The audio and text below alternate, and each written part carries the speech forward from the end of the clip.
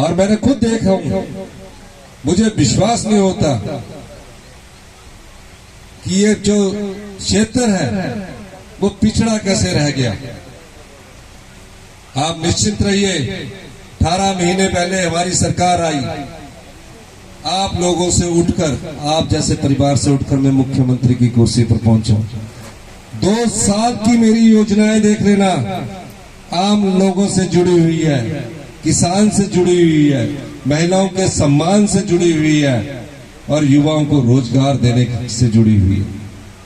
जयराम ठाकुर जी ने 5 साल में 20,000 रोजगार के अवसर पैदा किए। हमने 1.5 साल में 28,000 सरकारी क्षेत्र में नौकरी निकाली। हमने भ्रष्टाचार के चोर दरवाजे बंद किए। अड़चने आती है, फैसले लेने पड़ते हैं, टीका टिप्पणी होती है।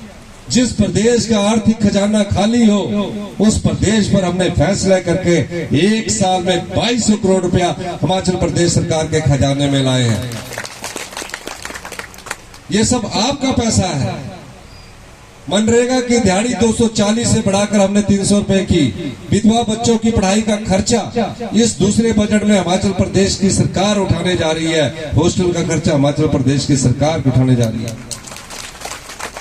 70 साल से ऊपर के जितने बुजुर्ग हैं बीमार हो जाते हैं, घर में कुड़ते रहते हैं, पेट किलर खाकर दर्द तो दूर हो जाता है, लेकिन बीमारी भयंकर रूप धारण कर लेती है। फिर जमीन रहन पर लगते हैं किसी तरह अपनी जान बचाने के लिए। हमारी सरकार ने 25 लाख रुपए तक की 70 साल से ऊपर के लिए बुजुर्गों के लिए योजना लेकर आया। इस दूसरे बजट में वो है। प्रदेश में कोई बच्चा अब अनाथ नहीं है। अगर उन्होंने अपनी माता को खोया, पिता को खोया है, 27 साल तक हमारी सरकार उसकी शिक्षा का, हॉस्टल का, शादी का, मकान का सारा खर्चा हिमाचल प्रदेश की सरकार।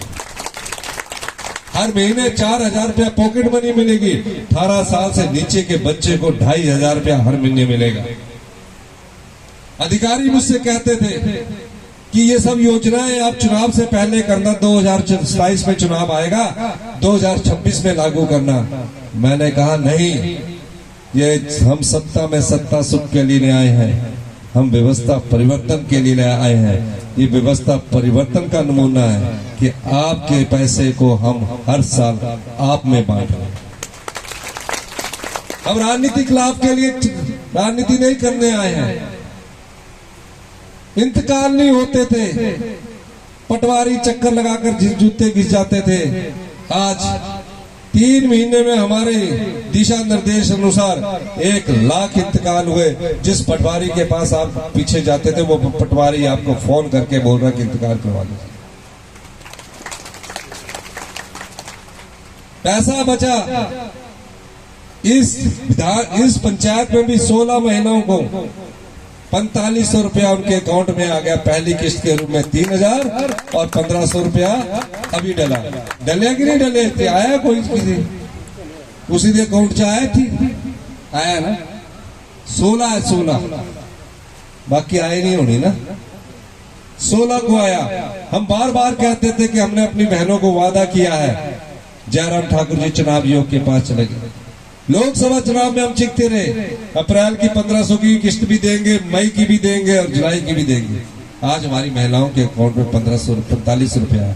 किसका पैसा है? ये हमने चोर दरवाजे बंद किए भ्रष्टाचार के।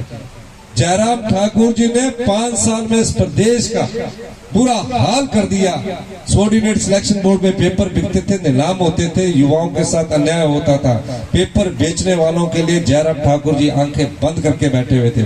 हमारी सरकार बनी, जाल बुना, सबऑर्डिनेट सिलेक्शन बोर्ड को भंग किया। आज सभी अधिकारी कर्मचारी जेल की सलाखों के बीच में।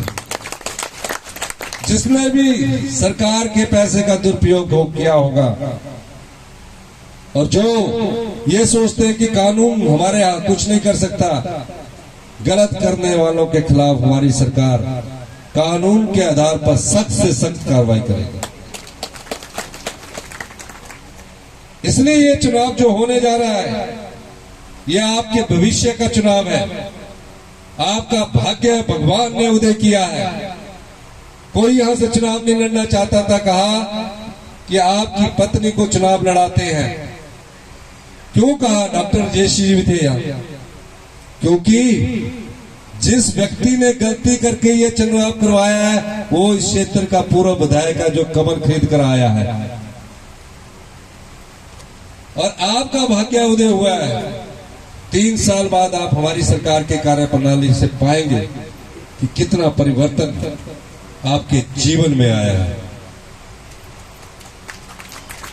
आप जिसने मैंने पहले कहा 10 जुलाई को जब आप वोट डालने जाएंगे तो आप ये सोचकर वोट डालिए कि ये वो व्यक्ति है जिसने धेरा का अपमान किया है और अब आपको फिर धोखा दे रहा है कि 3.5 साल के लिए मुझे दोबारा विधायक बनाकर भेजिए, मैं आपके काम करवाऊंगा। सरकार कांग्रेस के फिर झूठ बोल रहा है, झूठ बार बार सच से टकराता है, झूठ का कई बार सामना सच से होता है, लेकिन जीत सच की होती है।